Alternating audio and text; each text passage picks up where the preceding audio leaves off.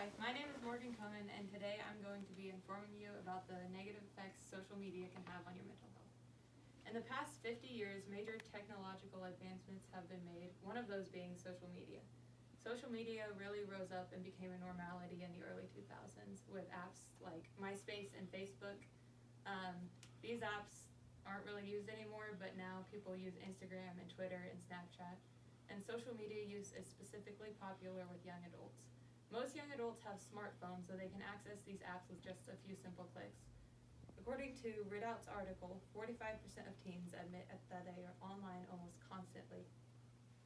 Many studies have shown connections between social media use and a decline in mental health.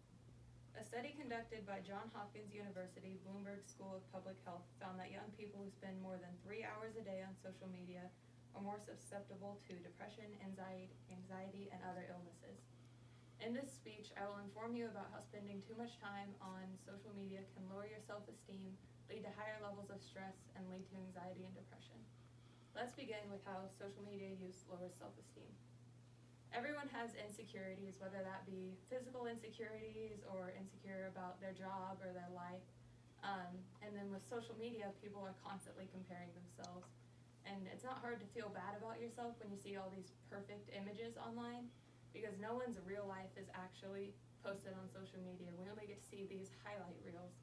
And so when we compare our own lives and the hardships that we go through with these perfect lives that we see online, it's really not that hard to be insecure and your self-esteem gets lowered.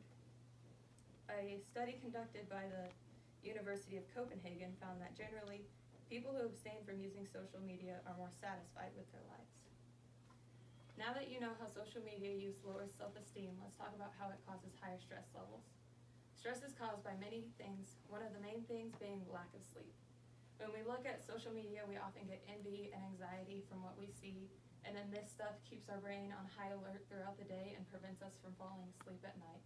Also, it's a habit for most people to get on their Instagram or Facebook page before they fall asleep, and the blue light that is emitted on your phone suppresses melatonin production, which is a hormone that helps us feel tired, and so then it's harder to fall asleep.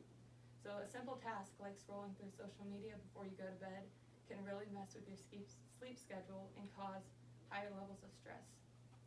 Not only can social media use lower self-esteem and cause higher levels of stress, but it can also lead to higher levels of depression and anxiety.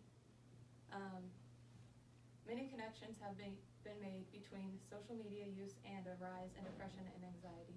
One of the most obvious correlations between depression specifically is the effects of cyberbullying. With constant connection through the internet, if a kid is being bullied at school, they can't just go home and escape this bullying and have a safe place, because often the source of negativity is in their pocket on their phone.